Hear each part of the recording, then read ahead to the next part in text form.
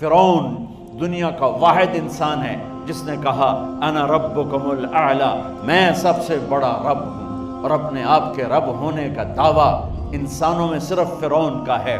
اس کی باندی مسلمان ہو گئی، موسیٰ علیہ السلام کا کلمہ پڑھ لیا، ایمان چھپتا نہیں، وہ پتہ چل گیا۔ فرعون نے اس کو پکڑوایا، اس کی 2 بچیاں، ایک دودھ پیتی ایک ساتھ چلتی، اور اس نے اپنے دربار میں کڑاہ میں تیل ڈلوایا، نیچے آگ لگوائی، تیل ابلنے لگا۔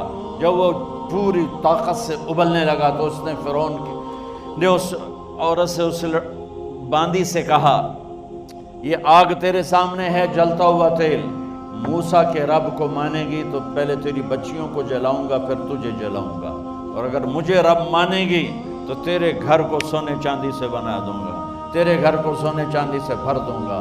وہ کہنے لگی فرعون یہ تو میری 2 ہیں، میری 100 ہوتی تو اللہ کے نام پہ آج میں قربان کر دیتی۔ فَاقْضِ مَا أَنْتَ قَاضٍ، کر جو تجھے کرنا ہے۔ تو پاگل ہو گیا، غصے میں کہنے لگا اس کی بڑی بیٹی کو ڈال دو۔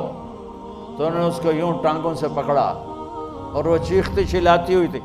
ماں کا ایک بول اس کی جان بچا سکتا تھا، اور پھر گھر جا کے توبہ کر لیتی۔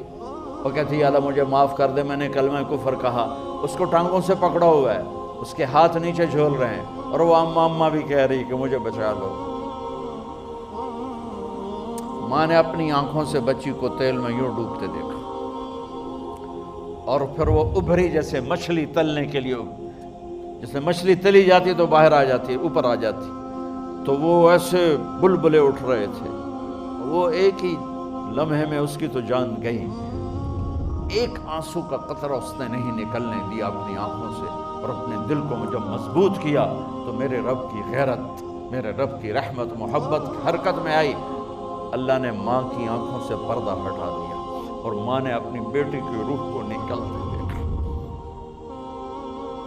اور وہ کہہ رہی ہے صبر کرو، جنت تیار ہے، جنت تیار ہے۔ معصوم بچی کو تو پتہ بھی نہیں تھا کہ کیا ہونے والا ہے، اس کو پکڑ کے یوں ڈالا، اس کی تو آہ بھی نہ نکلی، اور وہ مچھلی کی طرح تلی گئی۔ اب پھر ماں کا کلیجہ پھٹا، اللہ نے پھر آنکھوں سے پردہ ہٹایا، اور انہیں اپنی بچی کی روح کو نکلتے دیکھا، اور وہ کہہ رہی ہے جنت تیار ہے، جنت تیار ہے۔ جب اس کو پکڑ کے لے جانے لگے، اس نے فرعون کو دیکھا۔ فرعون اس کی آنکھوں میں آنکھیں نہیں ڈال سکا، نظریں نیچے ہو گئی اس کی۔ کہنے لگی میری ایک بات مانو گے، میری ایک خواہش پوری کرو گے؟ فرعون نے پوچھا کیا؟ کہ جب میں بھی جل جاؤں تو میری اور میری بچیوں کی ہڈیوں کو اکٹھے دفن کرنا، باہر پھینک نہ دینا، دفنا دینا۔ فرعون نے کہا تمہاری یہ خواہش پوری کی جائے۔ انہوں نے کہا پیچھے ہٹ جاؤ، میں نے اللہ کو جان دینی ہے، مجھے دھکا دینے کی ضرورت نہیں ہے، میں اپنے اللہ سے ملنے جا رہا ہوں۔ سبحان اللہ، جب اللہ مطلوب ہوتا ہے تو موت محبوب بن جاتی۔ وہ چھلانگ مار گئی، اللہ اکبر کا نعرہ لگاتی ہوئی، ہڈیاں ادھڑ گئیں، گوشت ادھڑ گیا، ہڈیاں باقی رہ گئیں۔ فرعون نے کہا ایک ہی جگہ ڈال دو، سب کو دفن کر دو۔ دفن 2050 سال کے بعد میرے نبی کی سواری بیت المقدس جا رہی ہے، اور بیت المقدس پر جب وہ اوپر پہنچے ہیں تو مصر وہاں سے قریب ہو جاتا ہے۔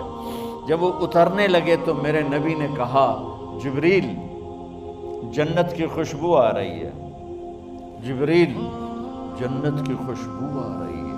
کہاں سے؟